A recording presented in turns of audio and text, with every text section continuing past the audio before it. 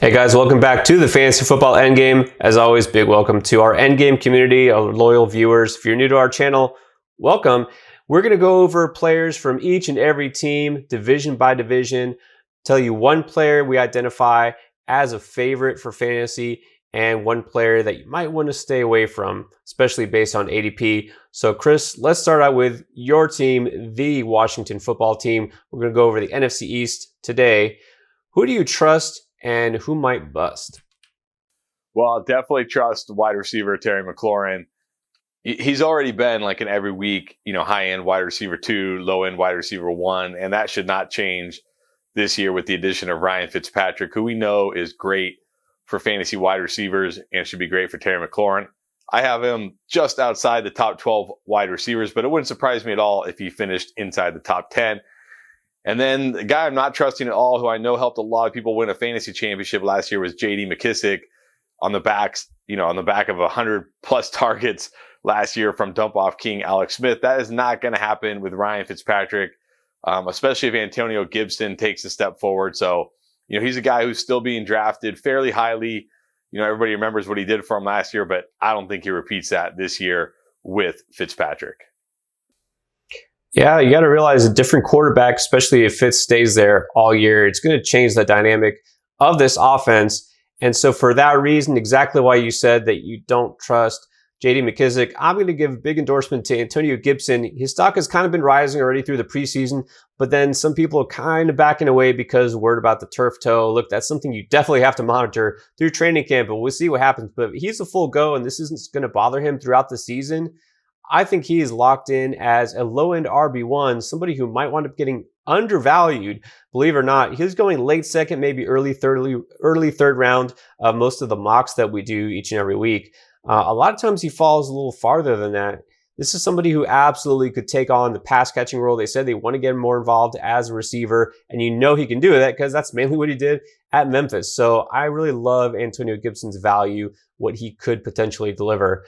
On the other side, look, same thing with Fitzpatrick in there. He likes to air it out. He's not someone who's going to go for these short passes and target the tight end. And that means Logan Thomas, I think, is due for a decrease. And let's just face it, it's a great story. Like the guy who used to be a quarterback, became a tight end, bounced from team to team to team, and then finally had a breakout season.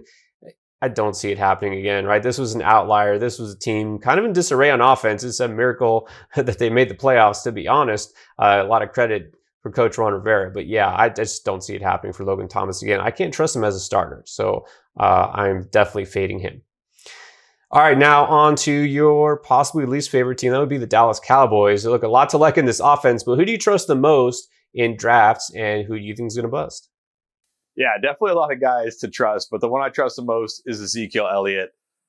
This guy has not finished worse than RB10 in terms of points per game in his entire career in PPR leagues. And everybody's acting like what happened last year was so bad. He was the RB9, and everybody's like, oh, forget it, giving up on Zeke. I think he bounces back. I think he's a top 5, not only top 5 running back, but a top 5 fantasy player this year. With Dak. Look what he did in those healthy games with Dak last year. He was averaging over 100 yards per game and a touchdown per game.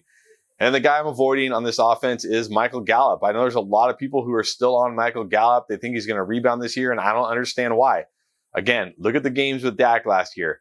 He only had one game with Dak where he saw more than 6 targets. It's very, very difficult for any offense, even an offense as good as Dallas, to support 3 fantasy wide receivers. We know CeeDee Lamb and Amari Cooper are going to be the top 2 guys.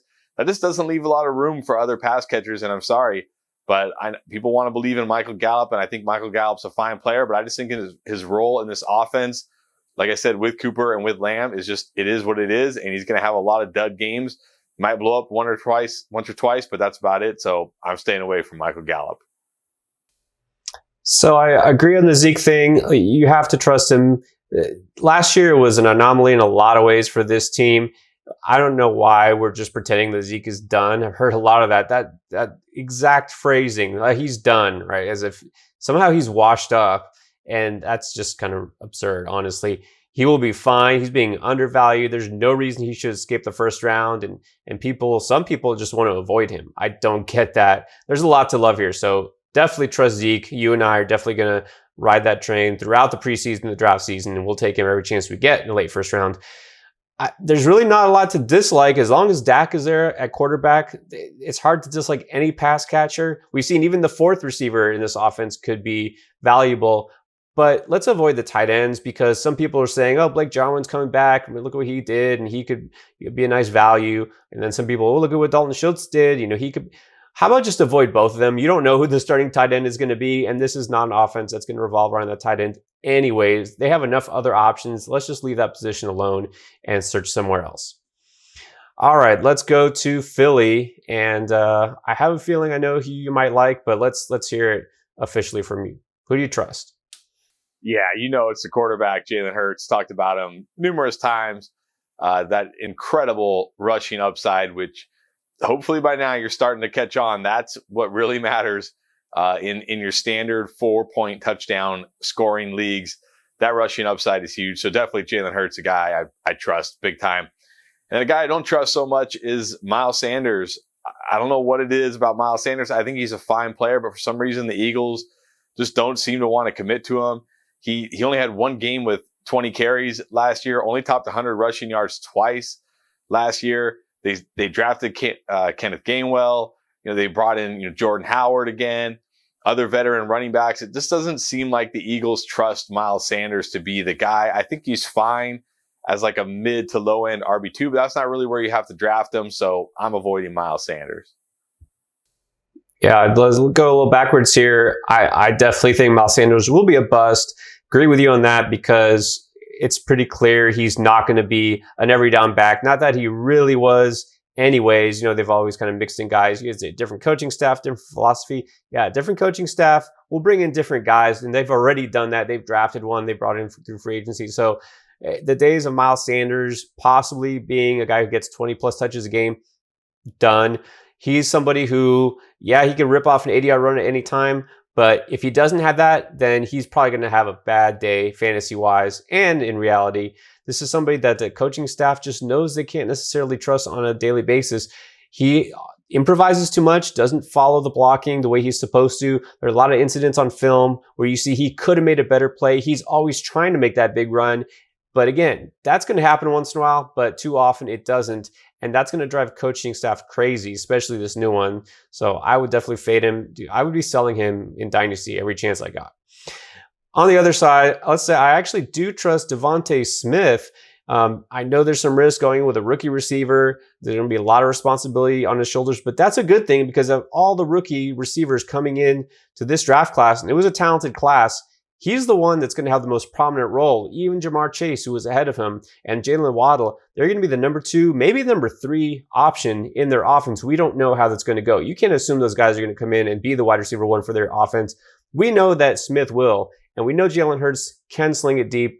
I have no concerns with Devontae Smith, and I think he's still being a little bit undervalued just because all the noise about his size and all these made-up concerns. So I actually like Devontae Smith quite a bit if you can get him as a wide receiver 3.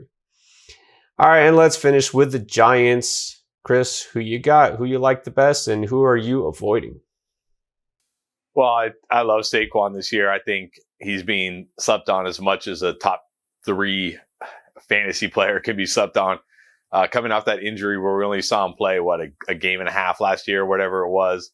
I don't see any reason why he's not going to be a 20-plus touch guy every single week. I know there's some concerns that they might ease him in early in the season, but I just don't see that happening. I think once the games start and he shows he's fine, he'll be his usual workhorse self.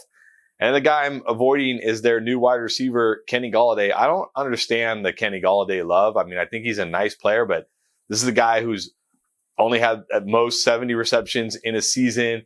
He did have that nice year 2 years ago where he had almost 1,200 yards and 11 touchdowns. But his catch percentage was 56%. And that was catching passes from Matthew Stafford. Now he's going to catch passes from Daniel Jones. I just don't think Kenny Golladay is as good a wide receiver as everybody likes to think he is. And now he's in a terrible passing offense with a bad quarterback, with a bad offensive line. I just don't see how things get better for Kenny Golladay. He's still going, as like a low-end wide receiver 2 type. And I just think that's way too high. Not drafting Kenny Golladay anywhere. All right. So as far as the Giants, I feel like this is the anti-Cowboys for me. Not just because of the rivalry here, but the only player that I could even put any sort of trust in is Saquon Barkley. I mean, there's some talent there, but still, this offense seems to look a bit confused. So Barkley, I'm fine with as a top 5 pick. Yeah, injury risk. There's injury risk with every single player in the NFL, especially running backs. So I'm not putting too much weight into that. Okay, so who do I distrust the most? It's got to be Kadarius Toney. Look, I don't love him coming out as a prospect and as far as transitioning to the NFL anyways, but I feel like him going to the Giants is just a bad match here. I think this is a team that's going to not really know how to utilize him properly, sort of like Henry Ruggs last year. He's got the talent and all these highlight, real plays that you see in film. I just don't think it's necessarily going to translate. I would have liked him a lot better if he'd gone to a team like Jacksonville, where they're going to be creative on offense. He's got a lot of pieces around him. He doesn't have to be somebody, who's relied on to make these big plays. But yeah, I just don't see happening with Daniel Jones at quarterback. Like you said, Galladay is going to be the main target there. Shepard is a steady presence in the slot. I just don't see it happening. So there's a lot of other receivers who were drafted later than him that I would take a chance on in fantasy before Kadarius Toney. All right, well, that does it for the NFC East. Catch our other videos on every other division. We're going to tell you who we like the most and, of course, who you should be fading in fantasy. Our end game is, of course, to help you win all season long. Thanks for watching.